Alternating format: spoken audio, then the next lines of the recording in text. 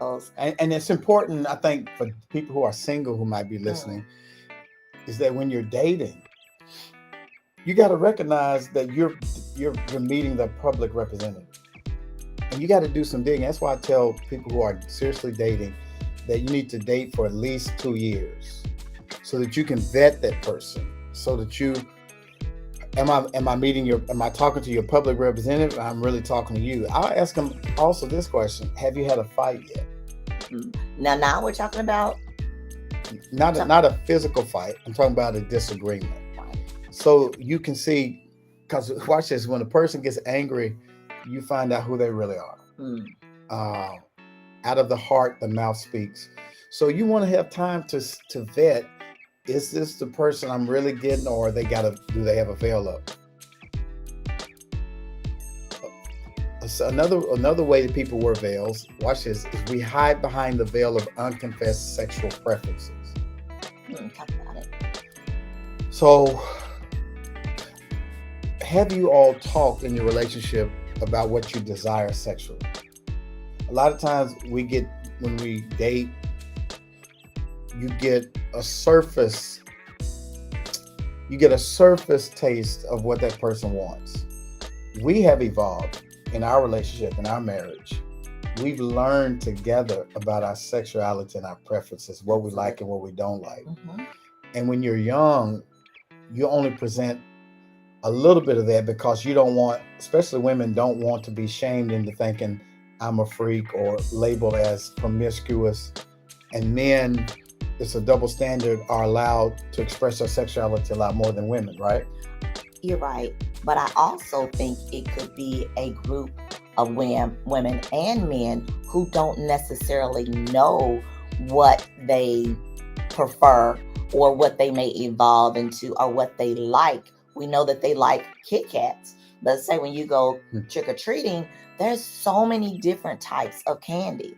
And so you may think, okay, well, hey, I may not like a butterscotch, but since I have the butterscotch here at home with me, let me try it. I'm like, oh, let's try that new position. Let's try this. So as you continue to grow and evolve, you learn to try different things. You've got to go in that mixed bag of not tricks, but treats, so that you both can become comfortable. And if it's something that you both don't like or you don't agree upon, then you toss that joker. Yeah.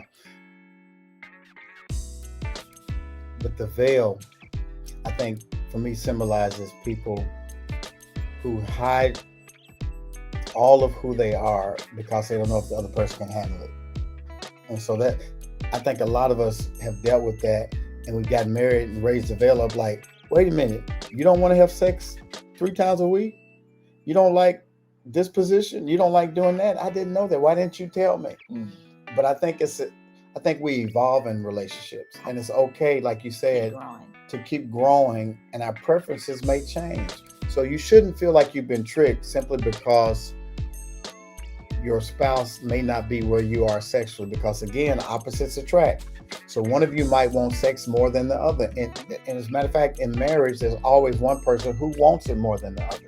But you got to figure that dance out. Another way we hide behind veils is we hide behind religious veils. In 2 Corinthians 3:13, it says, we are not like Moses, who put a veil over his face so the people of Israel would not see the glory, even though it was destined to fade away. Wow. When Moses received the 10 Commandments, he went up on the mountain. He was face to face with God. Right. The glory of God was so powerful that when he came down off the mountain, he was glowing.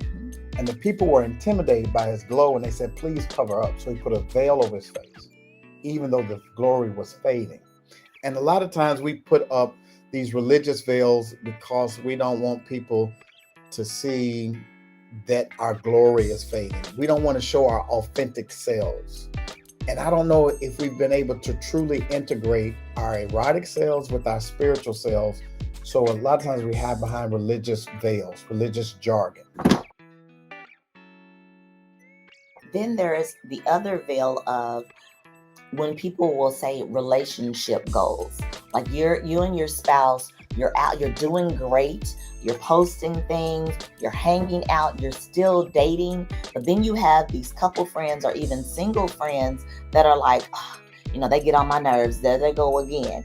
So then that couple that is showing everyone how they truly are loving their spouse, they kind of pull back because they're afraid to offend their couple friends that may not be doing so well. And on the other side of the coin, some people be flogging. This is true. This is